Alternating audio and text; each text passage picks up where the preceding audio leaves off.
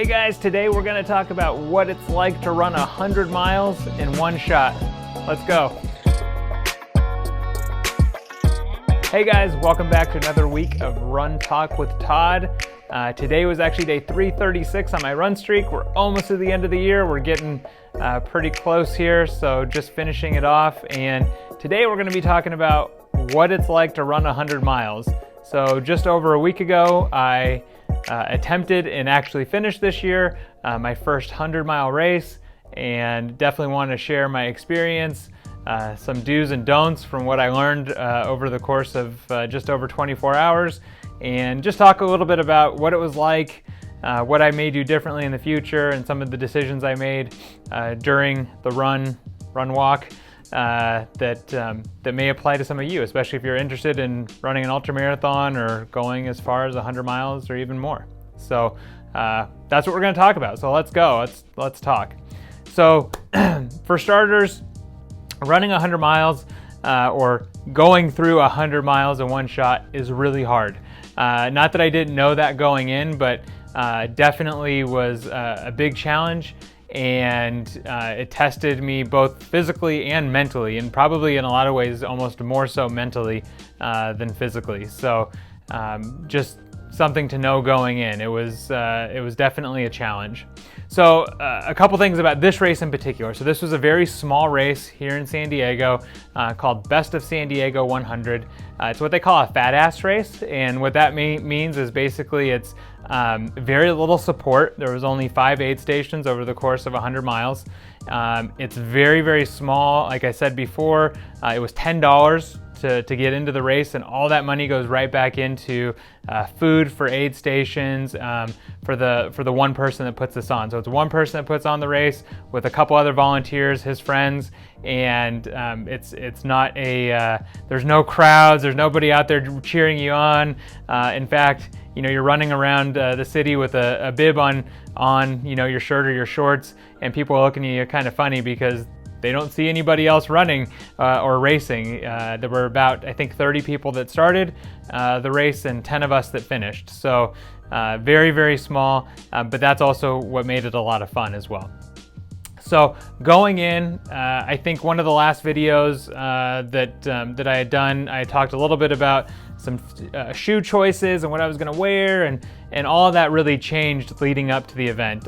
Up until probably 24 hours before, I hadn't made final decisions on what shoes I was going to wear. Was fairly dialed in on my nutrition plan, but even that fluctuated a bit during the race, and I'll talk about that in a minute. But for shoes, just so everybody knows, I made 2 different shoe choices during the run.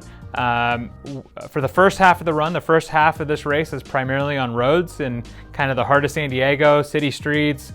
You're having to obey traffic signals and crosswalks and things like that. But I knew it was going to be road, so I chose the New Balance More, which is almost a Hoka-esque type New Balance shoe, a lot of cushioning, and I thought it would save my legs a little bit for the second half of the race, which was a lot more climbing on trails. It was almost all trail the second half from 50 miles on, with a small section around mile 90 or so that had a decent amount of road, but a lot of trails in the second half. So in the second half of the race, I chose the Brooks Caldera 3, which is a newer shoe for me. I've had a previous model of that shoe, but I purposely went with that shoe, and I bought up in that shoe. So I went up another half size in that shoe from what I normally would run in, just to give my feet some extra room, knowing that my feet were going to swell quite a bit during the race. And actually, I think that was definitely helped a lot.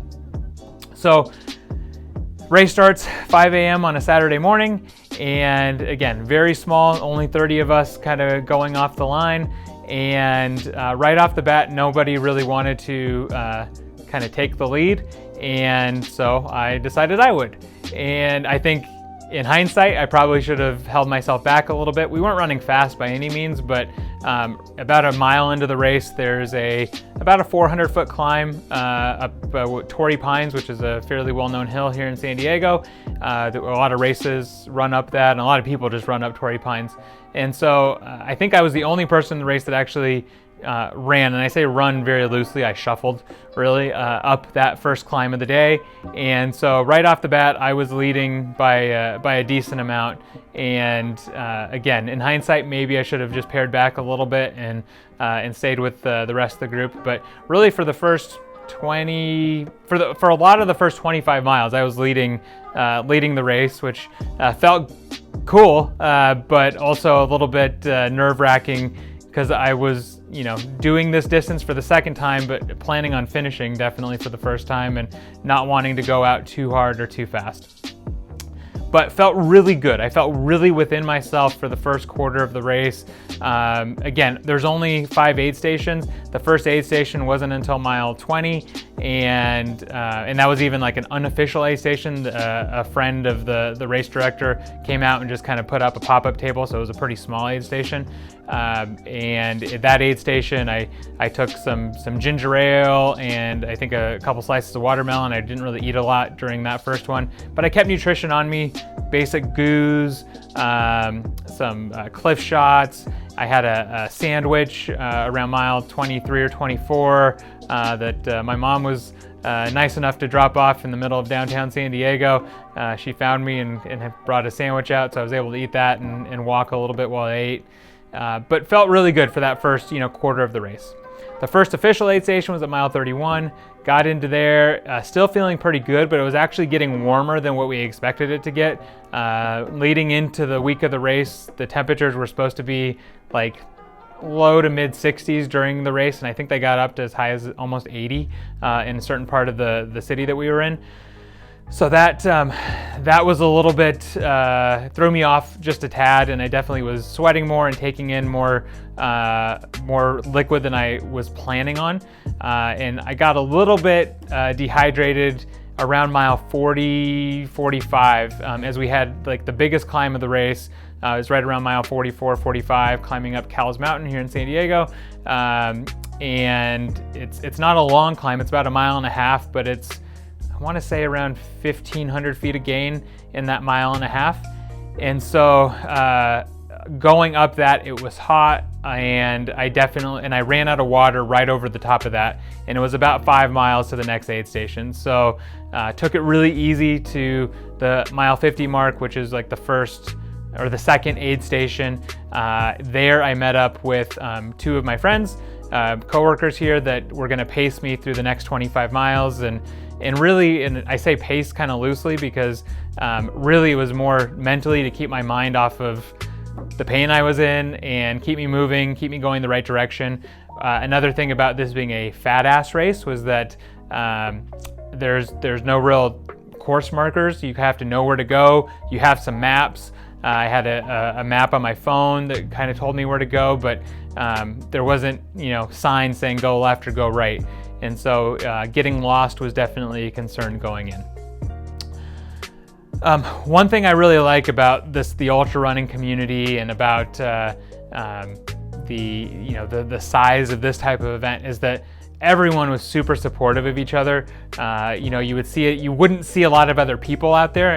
Especially once you got 50 miles in, seeing other runners out there was, it didn't happen, but maybe, every few hours. But when you would see somebody, everyone was very encouraging of each other, asking how each other was doing, and just you could, it was less about a race at that point and more about really trying to encourage everybody to get to the finish. Everybody that was still in there and still running.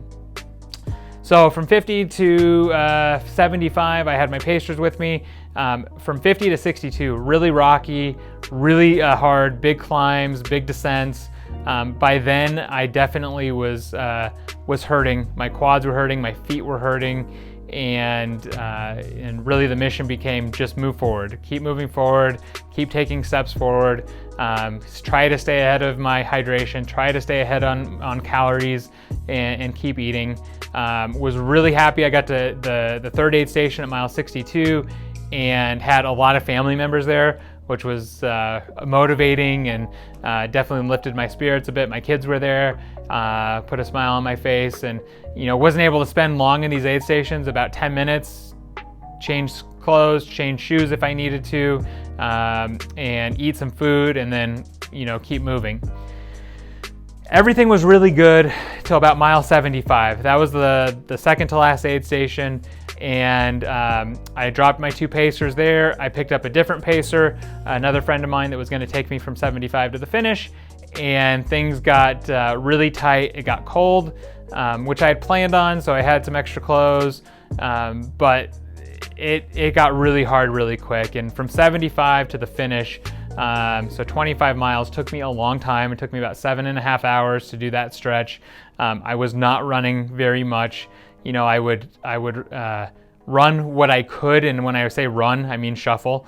And I would like count to 30 while I was running, and that'd be like my 30 seconds of running, and then walk until I felt like I could do another pull running again. And that's pretty much how the next 25 miles went. The farther along we got, the worse it kind of was. That I was just in pain. My feet hurt, my quads hurt. Those were really the 2 main areas. Right before we hit the very last aid station, which was mile 89, we had to go through a creek crossing, and so my feet got really wet, my shoes got wet, and so I had the decision to make at 89 whether I take my shoes off and my socks off and try to change socks or not. I decided to change socks. I'm not sure if that was the best decision. It took a little bit more time than I wanted, and also just the trying to take socks off my feet and seeing my feet for the first time in about 18 hours or 19 hours was pretty rough. They were not in the best of shape. Even knowing the right things to do, the right things to wear, the right type of shoes, the right sizes. You go that long, and at times there's not much you can do. Rubbing, not even blistering so much, but my toenail, I had a couple toenails that were bleeding, just some stuff that happens, and I'm not sure there's too much I could have done differently to prevent that from happening. It's just a long time to be on your feet. So anyways, changed the socks out, kept moving, was in a lot of pain, probably said some things that weren't all that appropriate during the next 11 miles because I was just wanting to be done, but kept pushing forward, kept pushing through. The only really crazy thing that happened, or thing that as we were getting towards the end, at mile 97 and a half, 98, something like that, we were going up the very last climb through a canyon, and my headlamp died. Luckily I was with somebody, again, my pacer, who had a headlamp, but we were having to walk kind of side by side through these really narrow single track trail for me to be able to see, and I didn't have an extra headlamp with me, and that certainly was a little bit frustrating because we were almost to the finish, and I lost all light, and it was 4:30 in the morning at that point, 5 a.m., something like that. And so I knew we still had probably 30 minutes of time left, and I couldn't see all that well. So that was a little bit frustrating. Officially, this was a 24-hour race. You're supposed to, you're supposed to finish within 24 hours. However, the aid station at mile 89, which was the last one, if you were there and through that aid station, out of that aid station by 3 a.m., you were going to get to finish, even if it took you past 24 hours. So it took me past 24 hours. I finished in 24 hours and 37 minutes, which was, again, I was fine with. By the last, kind of stretch there, I just wanted to get to the finish. The time didn't really matter that much. Overall, I finished 9th out of the 10 finishers, and again, out of around 30 people that started, and definitely am happy with, the fact that I finished 24 and a half hours or so is pretty respectable for 100 miles. Certainly a lot of people that are faster, but a lot of races have 30-hour cutoffs, so this to have, that 24-hour and to be kind of in that range, I was definitely pleased with the fact that I finished and what my time was. A few things, again, that I might do differently in the future. Food, just eating a little bit more. I had a lot of supplements I was taking, and at about mile 20 or so, I had a bag, a small Ziploc bag that I was taking some salt supplements and a couple other things, amino acids, and I dropped it. They went everywhere. And I was not about to stop and try to pick stuff up out of the road, and so I just kept going, and so I got behind on that pretty early in the race. I think in hindsight, that probably hurt me. And I probably in the first 50 miles should have taken on some more calories. I think that would have helped a lot. One thing that I didn't expect, maybe a little embarrassing, I don't know, after the race. So I finished, and for the first time in any race, any distance, I actually got really emotional, where I was actually crying a little bit after the race. I just think out there so long, I haven't slept, and just kind of overwhelmed with the sense of accomplishment. I've never cried in a 50 mile or a marathon or any other distance for that matter, but this one certainly caught me a little bit off guard. Right after, I spent about 5 minutes, got a couple pictures at the finish line with my pacer, and got in my car and drove home. And got home and had to actually cut off. I had calf sleeves that I wore during the whole event. Had to cut those off because I felt like if I tried to take them off over my feet, that I'd probably rip some skin off my feet. So that didn't sound like a good idea. So I cut those off and got a quick shower and really pretty much just laid down for the rest of the day. Because my race went from Saturday morning till Sunday morning, I counted Sunday as my run streak still. So because I went from midnight to 5:30 in the morning, did about 17 or 18 miles on Sunday, so that counted for me. But Monday afternoon, got out there and ran 3 very painful miles to keep the run streak alive and keep it going. So was happy about that. I wasn't sure if that was going to happen or not, if I was going to be able to continue it, but I did, and every day since then it's gotten a little bit easier. Definitely surprised a little bit that I'm still tired. My body is still tired. My runs for the last week have been slower than I anticipated they'd be, and I'm trying to kind of get back in, but it's proving to be harder than I expected. So the number one question I think I've been asked since I finished is, are you going to do it again? And the answer is, I don't know. The answer is definitely not no. And it's certainly something I'm considering. I don't know if I would do this race again.